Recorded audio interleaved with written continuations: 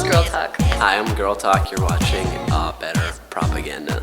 Greg, What's up? I saw you many years ago. Your audience was pretty much totally different than it is now. Yeah, I think the audience is maybe the people who were behind it before are still there, but that was such a small amount of people. I think, it's expanded, but didn't expand in the way that the audience who's into it before, their friends who are also into similar music would have liked it. Expanded to kind of new audiences.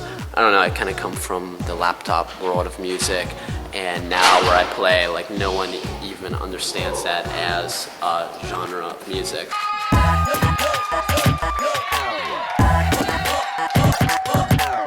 I don't really, ever go on a point to explain, where I came from or whatever. Maybe in interviews I point to my influences and everything, but at the shows it's totally weird it's almost not even right for me to be taking credit for, like, all these people see shows and they're just like, how could someone play a laptop live? It blows my mind, and they've never seen it before, especially when I'm playing to a lot of younger people, and I'm like the first laptop artist they've seen, and they've never heard, and they think I'm doing this completely original thing. And yeah, it's absolutely insane because it's not like that, and it obviously stems from something, but I think now I'm more associated with DJ culture, which is fine with me, but yeah, it's kind of not really where I come from. Like, I'm not a DJ or whatever like that. I mean, every genre gets sub-genreized, and I don't think it's a good thing. I think, the phrase sound collage is vague, and I like it because you can go in so many directions.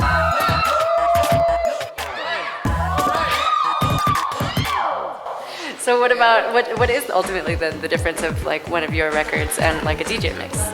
I think DJ mixes are great. So, again, by saying I'm not a DJ, I'm not taking anything away from those. I think it's cool. But I think the main difference is just that, with my source material, at no point am I playing someone's song. So yeah, I think a DJ is someone who plays other people's songs, and again, there is an art to putting it together and doing it.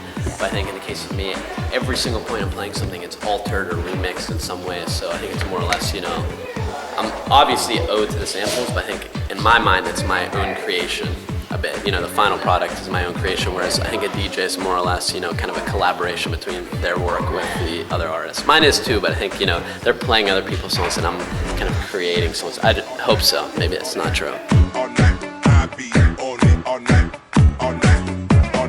It's more of a sound collage. It's just like any guy, John Oswald up to whoever, doing sound collage. You could pick them as a DJ because they're not playing their own material. But really, they're not in the traditional DJ sense where everything is, kind of their own creation on the fly using other people's material. So that's where I come from, just considering myself not a DJ, but it's really hard for people to, grasp that concept a little bit because it is so recognizable. All the samples are so blatant. When you drop a name like John Oswald, for example, who is that? John Oswald is a Canadian composer who kind of, he didn't really originate sampling, but kind of took it to the extremes starting kind of in the late 60s, early 70s. One of the first guys to actually chop up pop music and kind of rearrange it, and coined the phrase plunderphonics, which is kind of the genre of the element, which is chopping up pop music to create new music, and it's definitely more of the experimental variety compared to me, but a clear influence if you're into his work.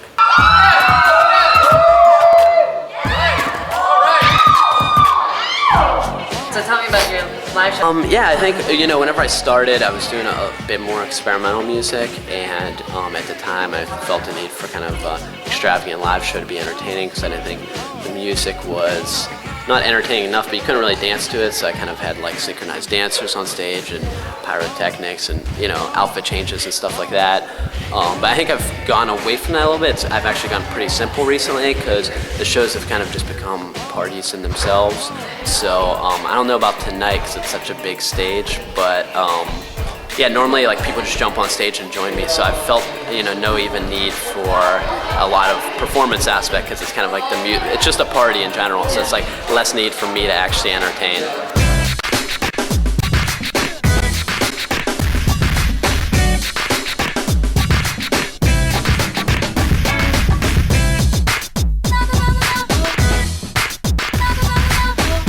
There's people here who are pissed because they didn't let me play. I don't have to say anything other than the fact that people were let down by the show, and it was not my fault. Absolutely no, it's because I mean, beyond any issues, it's because I'm a laptop artist and I'm not playing a guitar.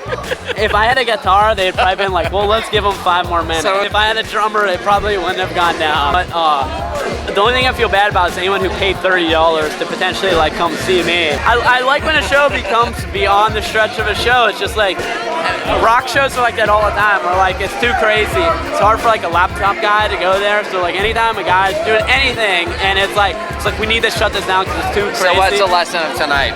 The lesson is to never play the Bill Graham Civic Auditorium again.